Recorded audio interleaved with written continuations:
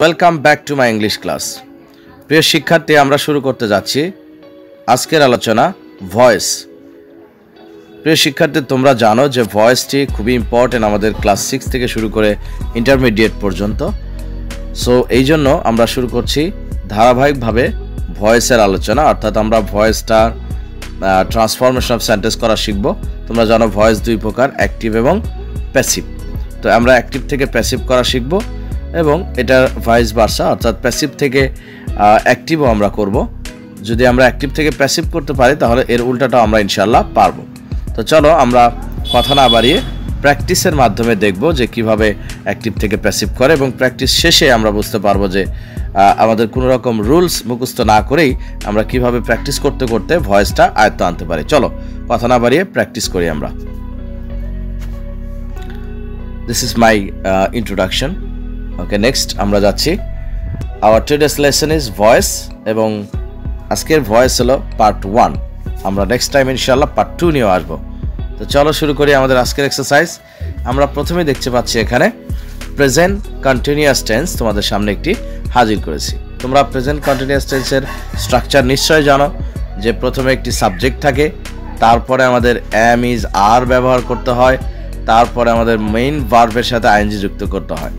তো আমরা যেটা কোন টেন্স পড়ে থাকি তাহলে আমরা নিশ্চয়ই জানবো যে এম ইজ আর এবং মেইন ভার্বের সাথে আইএনজি যুক্ত হলে সেই ভার্বটাকে বা সেই সেন্টেন্সটিকে আমরা বলে থাকি যে প্রেজেন্ট কন্টিনিউয়াস টেন্স।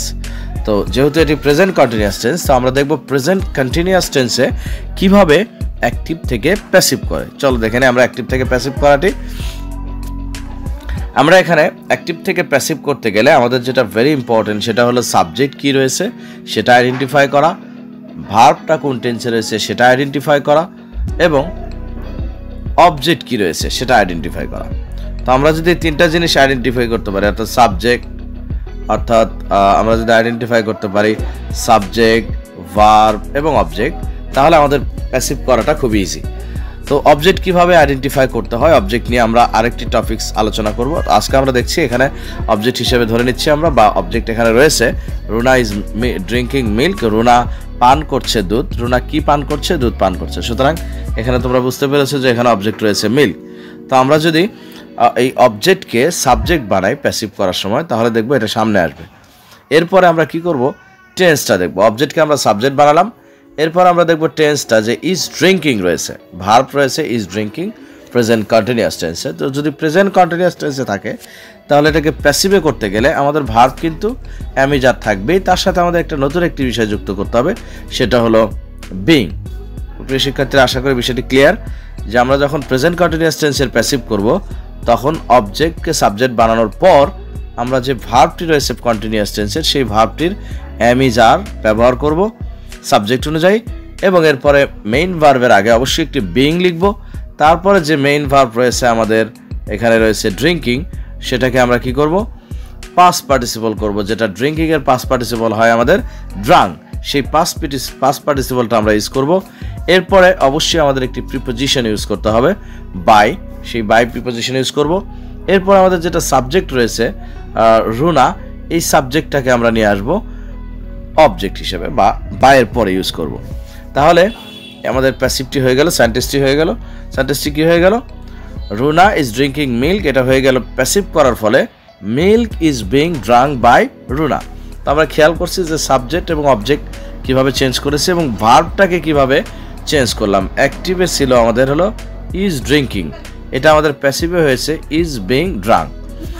এই যে ভার্বের আমরা ফর্মুলা দেখলাম অ্যাক্টিভ থেকে প্যাসিভ, প্রেজেন্ট কন্টিনিউয়াসের প্যাসিভ দেখলাম, এই ফর্মুলাটা যদি আমরা জানি তাহলে আমরা যে কোনো সাধারণ বা নর্মাল অ্যাক্টিভ থেকে প্যাসিভ আমরা নর্মাল সেন্টেন্সগুলোর করতে পারবো। তো প্রিয় শিক্ষার্থী, চলো আমরা আরেকটা উদাহরণ দেখি। প্রেজেন্ট কন্টিনিউয়াস দেখলাম, এবার আমরা একটু দেখি অন্য টেন্স দেখি, প্রেজেন্ট পারফেক্ট টেন্স দেখি আমরা। তোমরা জানো প্রেজেন্ট পারফেক্ট যে হ্যাভ, হ্যাজ এরপরে মূল ভার্বের পাস্ট পার্টিসিপল থাকে।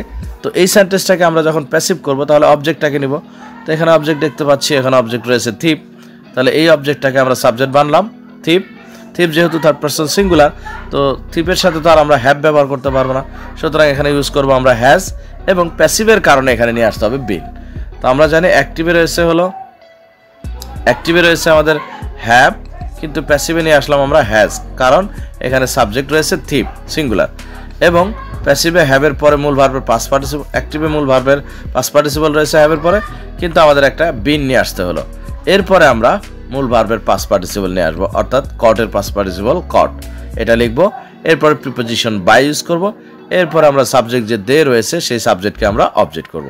তাহলে আমাদের আনসারটা হয়ে গেল দে হ্যাভ কট দ্য থিপ, এইটির প্যাসিভ হয়ে গেল the thief has been caught by them. আশা করি বিষয়টি ক্লিয়ার হয়েছে। চলো আমরা আরেকটি এক্সাম্পল দেখে নিই।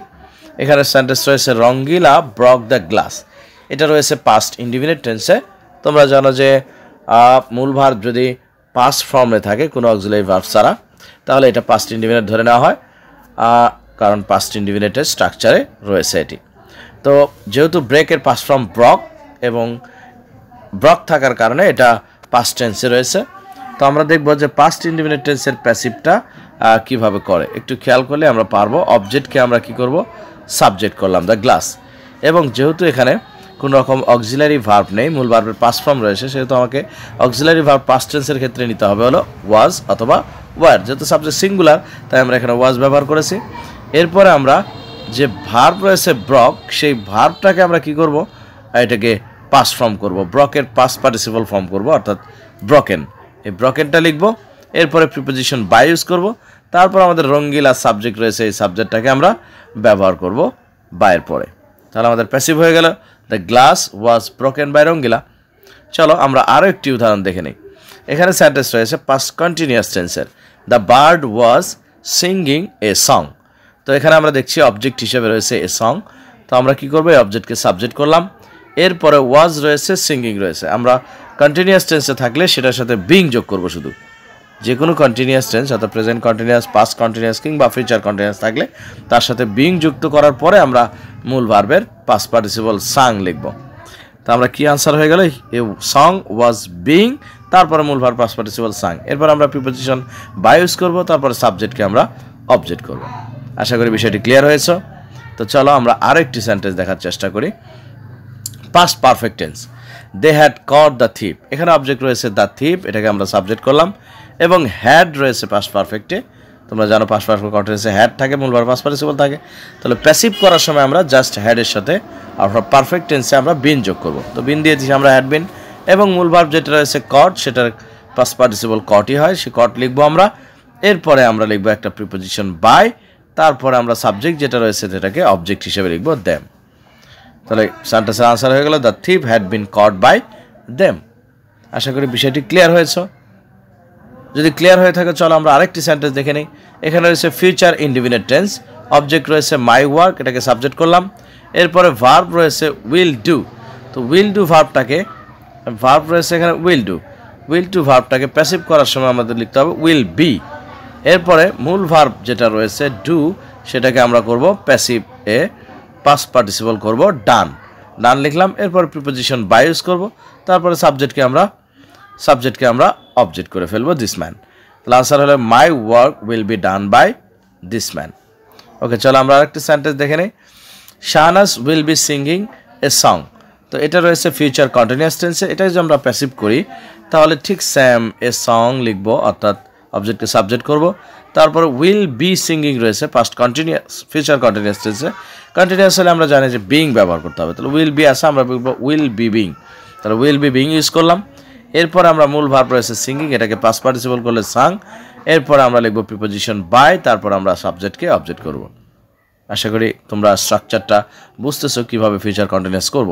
যারা ক্লিয়ার হচ্ছে না তারা প্রথম থেকে ভিডিওটি আরেকবার দেখবে, তাহলে আশা করি বিষয়টি ক্লিয়ার হয়ে যাবে। চলো আমরা আরেকটি সেন্টেন্স দেখি, ফিউচার পারফেক্ট টেন্স। এখানে অবজেক্ট রয়েছে দ্য ম্যাচকে সাবজেক্ট করলাম। অক্সিলারি ভার্ব রয়েছে উইল হ্যাভ প্লেড। তো পারফেক্ট টেন্স থাকলে আমরা জানি বিন হবে, তাহলে উইল হ্যাভ এর সাথে আমরা বিন যোগ করব, উইল হ্যাভ বিন। এবং মূল ভার্ব যেটা রয়েছে প্লে, এর পাস্ট পার্টিসিপল প্লেডই হয়। এরপর আমরা প্লেড লিখবো, তারপর আমরা লিখবো বাই। এখানে ভুল করে বাইটি এখানে আগে এসেছে, এটা হবে না, বাইটা ব্যবহার করতে হবে প্লেডের পরে। তো আমরা প্লেডের পরে ব্যবহার করব বাই, তারপরে সাবজেক্ট লিখবো অনিকা। তো আমি সেন্টেন্সটি আবার স্ক্রিনে লিখে দিচ্ছি, তোমরা দেখে নাও। This match will have been played by Anika. Okay, আশা করি বিষয়টি ক্লিয়ার। চলো আমরা আরেকটা দেখে নিই। সরি এতক্ষণ যে আলোচনা করলাম, যেহেতু আমরা শর্ট টাইমের ভিডিও তৈরি করি, সুতরাং এতক্ষণ যে আলোচনা করলাম যে অ্যাক্টিভ থেকে প্যাসিভ করতে, সেই অ্যাক্টিভ থেকে প্যাসিভ করতে আমরা যেটা দেখলাম যে বেশিরভাগ ক্ষেত্রে প্যাসিভের স্ট্রাকচারটা হয় এই নিয়মে। অর্থাৎ আমরা দেখব অবজেক্টকে সাবজেক্ট করেছি, তারপরে আমরা অক্সিলারি ভার্ব লিখেছি টেন্স অনুযায়ী, এরপরে আমরা লিখেছি মেইন ভার্বের পাস্ট পার্টিসিপল ফর্ম, এবং আমরা একটা বাই প্রিপোজিশন নিয়ে এসেছি, তারপরে সাবজেক্টকে আমরা অবজেক্ট করেছি। এই স্ট্রাকচার অনুযায়ী কিন্তু আমরা অ্যাক্টিভ থেকে প্যাসিভ করলাম। এখন এখানে করার সময় যেটা অক্সিলারি ভার্বটা, সেটা কিন্তু টেন্স অনুযায়ী নিতে হচ্ছে। তাহলে আমরা অ্যাক্টিভে কোন ভার্ব থাকলে বা কোন টেন্সে থাকলে সেটাকে আমরা প্যাসিভে কিতে রূপান্তর করব, তার একটা স্ট্রাকচার তোমাদের সামনে হাজির করছি। যেমন আমরা যদি দেখি অ্যাক্টিভে অ্যাম, ইজ, আর, ওয়াজ, আর, অর্থাৎ সাধারণত কন্টিনিউয়াস টেন্সে থাকে, এটা যদি থাকে তাহলে আমরা প্যাসিভের সময় কী যোগ করব? অ্যাম, ইজ, আরের সাথে আমরা জাস্ট একটা বিং যোগ করব, অ্যাম, ইজ, আর, ওয়াজ, আর প্লাস বিং। অর্থাৎ অ্যাম, ইজ, আর, ওয়াজ, আর দেওয়া থাকবে, সেটার সাথে আমরা প্লাস বিং করব, কারণ এগুলো কন্টিনিউয়াস টেন্সে থাকে। কন্টিনিউয়াসের ক্ষেত্রে এই স্ট্রাকচারটা আমরা লক্ষ্য করেছি। এবার অ্যাক্টিভে যদি দেখি আমরা হ্যাভ, হ্যাজ, হ্যাড, অর্থাৎ পারফেক্ট রয়েছে। প্রেজেন্ট পারফেক্টে হ্যাভ, হ্যাজ থাকে, পাস্ট পারফেক্টে হ্যাড থাকে। যদি এরকম প্রেজেন্ট পারফেক্ট বা পাস্ট পারফেক্ট অর্থাৎ হ্যাভ, হ্যাজ, হ্যাড থাকে অ্যাক্টিভে, তাহলে সেক্ষেত্রে আমরা এর সাথে বিন যোগ করব, হ্যাভ, হ্যাজ, হ্যাডের সাথে বিন যোগ করে প্যাসিভ করব। এবার আরেকটা দেখি আমরা, যদি মডেল অক্সিলারি ভার্ব যেমন shall, will, would, should, could, may, might, going to, ought to এরকম যদি থাকে, তাহলে আমরা প্যাসিভ করার সময় জাস্ট এগুলোর সাথে বি যোগ করে প্যাসিভ করব। যেমন শ্যাল থাকলে শ্যাল বি, উইল থাকলে উইল বি, উড থাকলে উড বি, এটা যোগ করে আমরা প্যাসিভ ফর্মে লিখতে পারবো। এবার দেখবো আমরা প্রেজেন্ট ইনডিফিনিট টেন্স। তোমরা জানো সাবজেক্ট প্লাস মূল ভার্বের প্রেজেন্ট ফর্ম কোনো অক্সিলারি থাকে না। এই প্রেজেন্ট ইনডিফিনিট টেন্স যদি অ্যাক্টিভে থাকে, তাহলে সেই ক্ষেত্রে প্যাসিভ করব আমরা অ্যাম, ইজ, আর ইউজ করে। অ্যাম, ইজ, আর করবো এবং মূল ভার্বের তো করতে হবে যা, সেটা তো স্ট্রাকচারই বলে দিছি। পাস্ট ইনডিফিনিট টেন্স থাকলে সেই ক্ষেত্রে আমরা প্যাসিভ করব ওয়াজ, আর দিয়ে। পাস্ট ইনডিফিনিট জানো যে মূল ভার্বের পাস্ট ফর্ম থাকে, যখন দেখবা যে অ্যাক্টিভে মূল ভার্বের পাস্ট ফর্ম, তখন প্যাসিভের সময় ওয়াজ, আর ইউজ করবো অক্সিলারি হিসেবে। তাহলে আমরা দেখলাম অ্যাক্টিভে কোন ধরনের ভার্ব থাকলে প্যাসিভে কী ধরনের স্ট্রাকচারটি বা ভার্বটা করতে হয়। এই ভার্বের ফর্মুলা যদি আমরা পারি, তাহলে বাকিটা আমরা অবজেক্টকে সাবজেক্ট করা বা সাবজেক্টকে অবজেক্ট করা এবং বাই প্রিপোজিশন ব্যবহার করা, এটা আমরা পারবো। তো যদি ভিডিওটা বুঝে থাকো বা তোমরা ক্লিয়ার হয়ে থাকো, তাহলে অবশ্যই ভিডিওটি তোমার কমেন্ট করে জানাবে যে কী ধরনের প্রবলেম ফিল করেছো তুমি সেগুলো, এবং পাশাপাশি যদি একটু প্রবলেম হয় তাহলে ভিডিওটি প্রথম থেকে আরেকবার দেখবে, দেখার পরে তুমি তোমার কমেন্ট জানিয়ে দিবে, তোমার মতামত জানিয়ে দিবে। ধন্যবাদ আজকের মতো। These are all today. Thank you so much. See you again ইনশাল্লাহ। Till then take care. Good by.